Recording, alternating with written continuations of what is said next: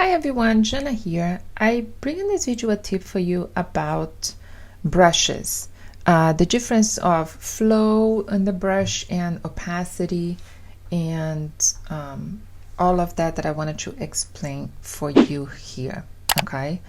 So first, when you grab a brush, you can see there is a menu here that has opacity and flow and all this kind of things. Okay, so again, we have 100% opacity, and then you have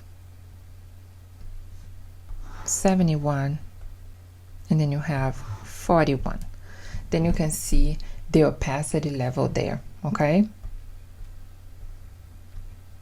so if we go to flow, is how much of actual paint you have. That paint is not diluted with water, for example, right? Because if you dilute with water, a regular paint is going to make it more translucent, and that is what opacity is. But if you have flow, it's how much of that paint there is in the tip of the brush. And Photoshop says that as it's the same thing on Real thing, is that it's how much of that brush you have on the tip. So if you have 100% and 100% flow, and I wanted to notice here, if I have 48% flow, it starts to be like that because I don't have enough paint on the tip of my brush.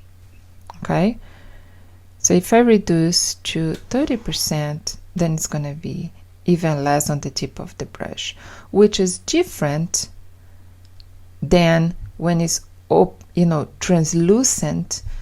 All the tips have the same translucent paint, but when you don't have flow, you don't have the same amount of paint in the flow of the brush. So that is what makes the difference. Okay, let's talk about now opacity here. So if this rectangle on top is 50%, it becomes transparent at 50%, and you can see 50% of the one that is underneath. Okay, when you have a fill, the fill can be 50%. So you see the difference here in the fill. It's the amount inside of that space is 50% now, instead of just being transparent. Okay, so let me put both of them. So this one here is 50% fill, right?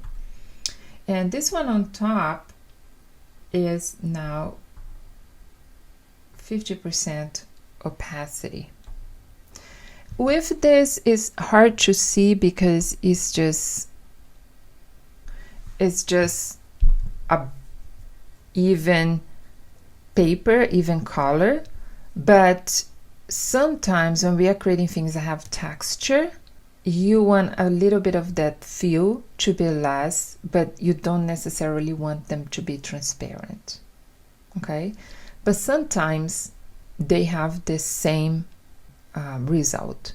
I like to play with the fill and the opacity because many times depends on the texture of the paper. Okay, so I hope that was a little clear, but it's just so we can understand when we are doing brush work, the kind of difference, but especially with brush work, very useful to understand the difference between opacity and flow. So remember, the flow is always, think about a bucket of paint and you put the brush inside the paint, is how much of paint there is in that brush, right? While opacity is, are you diluting the paint with water or any medium that is going to make that paint more translucent? Okay, so that's what you have to think about, and that'll help you on your brush work. Okay, so I hope to see you next time, and this was just a quick tip video for you.